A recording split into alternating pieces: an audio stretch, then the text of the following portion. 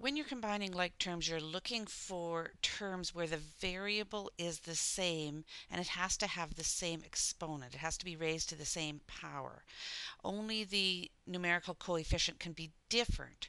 So only like terms can be combined. So first of all, you have to look for the like terms. Now I'm just going to go through the examples that are in the lesson. So here we've got 5x and 4. So there are no like terms here because there's no variable beside the 4 here. And in this second example, you've got 5x and 4y. Again, the variables are different, so there are no like terms here. And the third one, we've got 5x and 4x squared. You got the same variable x, but this one has the exponent 2 on it. So it's again, it's not a like term. They're unlike terms. And here we've got 5x and 4x. So you can see that yes, we have the same variable, and yes, each one has the same exponent, which is nothing, no exponent there. So we can actually combine these two and we can add them together. So that's the basic understanding or the basic meaning of combining like terms. You look for the same variable and you look for the same exponent, and then you can combine them. And combining means doing the arithmetic, whether it's adding or subtracting or multiplying or dividing, that you're going to need to combine them.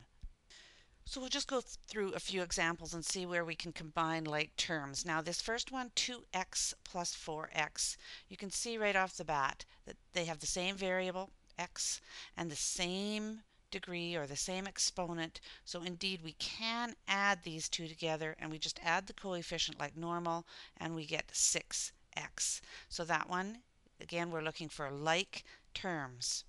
And in the next example, we have several things happening here, but this is more typical of an example you're going to get. Now we've got x squared here. So we look and see over here, there's also an x squared, okay? And then we've got x here, and we've got x here. So we can't combine the x squared and the x, but we can combine the two x squareds. So we can combine this and this, and we can combine this and this. And notice how I'm using different symbols to keep them separate. So let's start on the left here, and we start with 2x squared, and then we can combine that with minus x squared. So we'll put all these things together, and then we go back over here. We've got plus 3x, and we've got plus x, so we're putting the x's together, and then we've got just our plain numerals, so we've got minus 4 plus 9. So let's combine all of those things together and see what we end up with. So 2x squared minus, and that would be like 1x squared.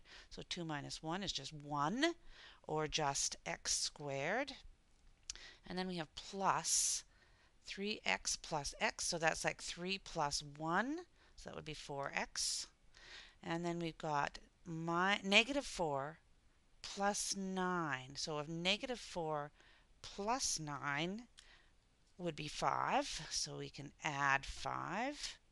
And then, so that is our final answer. We can't combine anything more, and we can't simplify it anymore. So that's as simple as it'll get. So in this next example, again, the idea is to simplify it by combining like terms. So I'm going to just take a minute to find my like terms. So here is an x cubed circle. Let's see if there's any other cubes. Here we've got 4x cubed, so that's a circle. And then we've got 14x squared. So I'm going to just put a triangle around that. Oh, we've got no other x squared, but we've got an x, and we've got an x here.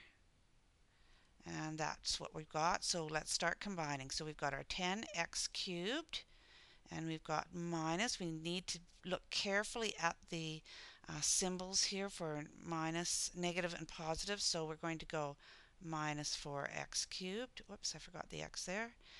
And then we're going to start back here again and do the x squareds. We've only got that one, but again, we have to keep that in mind that it's a negative 14x squared.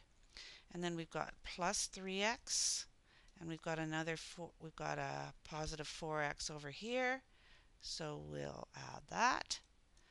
And then we've just got our negative 2 at the end, or our minus 2. So we start combining. We've got 10x cubed minus 4. That would be 6x cubed. And here we've got, oh, we've just got 1x squared, so 14x squared. And let's combine our 3x and our 4x. That's 7x and minus 2. And that's as simple as we can get it.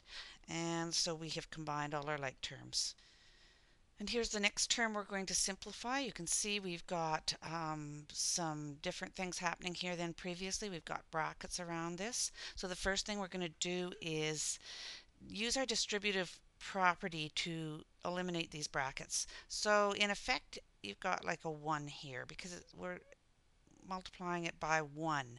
So if we imagine that there's a 1 there and distribute this negative 1 through these brackets, we end up with 25 minus, and because this is negative 1 times x, it's just x, negative x, and we've got negative 1 times 3, so again that's a negative 3, and we've got negative 1 times negative 2x, so a negative times a negative is going to be a positive, so we've got plus 2x.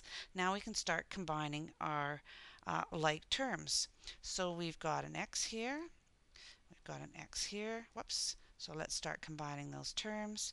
So we've got 25 minus x plus 2x minus 3, and then we'll combine them, 25, so we've got negative, in effect, negative 1x plus 2x, so negative 1 plus 2 is going to be 1, so we can combine 1x minus 3, and then we've got this 25 and we've got this 3, so we can actually combine those, and 25 minus 3 is 22 plus, and we just can say x because 1x is the same thing, so that's simplifying that term.